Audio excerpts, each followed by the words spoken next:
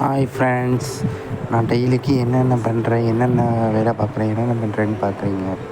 ஒவ்வொருத்துக்காகத்தான் ஒரு வீடியோவாக பண்ணி போடலாம், ஒரு லாங் வீடியோவாக பண்ணி போடலாம் அப்படின்னு போட்டுறேன். காலையிலே எழுந்திரிச்சோடனே தண்ணி பிடிச்சி வச்சுருவேன்.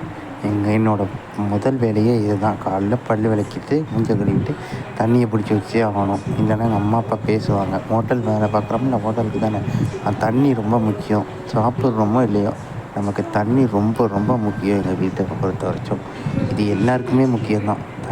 தண்ணி இல்லாமல் உயிர் இல்லை, உயிர் இல்லாமல் நீர் இல்லை, நீரின்றி நீரின்றி இல்லாது உலகு. ஓகேவா? முடிச்சுட்டு அப்புறம் நான் ஒரு டேப்லெட் வாங்கியிருக்கேன். ரொம்ப எனக்கு ரொம்ப தெரியாது, கொஞ்சம் தான் தெரியும். 70% கண் ப்ராப்ளம் எனக்கு. அதனால தான் ரொம்ப கஷ்டமாக இருக்குன்ட்டு டேப் ஒன்று வாங்கியிருக்கேன். இதோட ரேட்டு 27,500 இது கம்பெனி மோட்டோ. அதனால் பெருசாக இருக்கும். 12 இன்ச்சு 11 இன்ச்சில் எங்கள் அம்மா அப்பா வாங்கி தரேன்னு சொன்னாங்க. எனக்கு 12 இன்ச்சு தான் வேணும்னு அவ்வளோ பாடுபடுத்தி வாங்கியிருக்கேன். இதுக்கு எங்கள் அண்ணன் ஒரு 5,000, எங்கள் அக்கா ஒரு 10,000, இன்னொரு 17,000 மறுபடியும் எங்கள் அப்பா கொடுத்தாரு.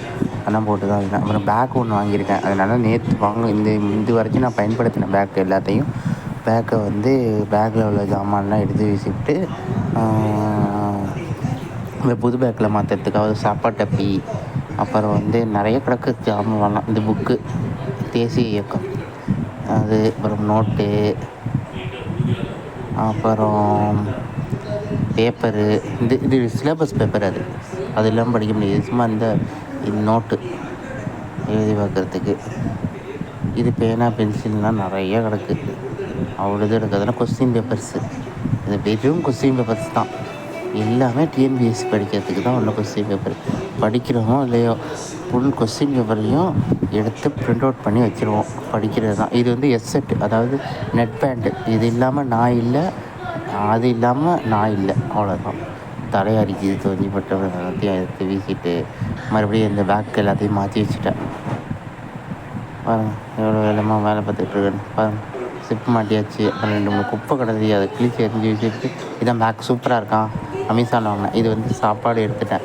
தயிர் சாதமும் ஒரு முட்டையும் எடுத்தாச்சு. கிளம்பியாச்சு. லைப்ரரி போகிறேன். போய் படிக்கிறது தான் நமக்கு வேலையே மூலவில். ஆனால் படிக்கிறோமோ இல்லையோ, கண்டிப்பாக லைப்ரரி மட்டும் விடாமல் போயிடுவேன். இந்த லைப்ரரி போய் படிச்சுக்கிட்டு இருந்த நேரம் காலையில் 10 மணிலேருந்து 1 மணி வரைக்கும் இந்த நேரத்தில் படித்தேன். அப்புறம் சாப்பிட்டுட்டு வந்ததுக்கப்புறம் இங்கே உட்காந்து படிக்கிறேன். என்னடா ரொம்ப கிட்டக்க பார்க்குறானுன்னு நினைக்காதீங்க.